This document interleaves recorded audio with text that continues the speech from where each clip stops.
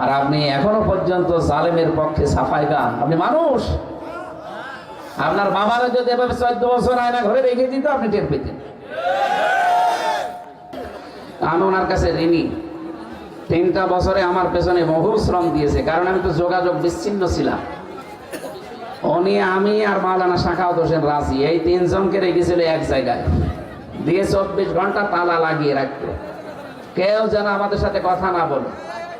CC camera দিয়ে 24 ঘন্টা 2 জন কারারক্ষী, তাও হিন্দু, দেবদোলাম আর সুব্রত। ওর কাছে আলমও নেই, জালেমও নেই। ও আরো কড়াকড়ি করতো যে হুজুর যেন কারো দিকে তাকাতেও না পারে। আমরা সকালের খাবার, দুপুরের খাবারটা মাওলানা মামুনুল হক, শাখাওয়াত হোসেন রাজি আর আমি, এই 3 জন, আর মাওলানা ফখরুল ইসলাম, এই 4 জন ছিলাম পাশাপাশি। আমরা পরে মাওলানা মুফতি নূর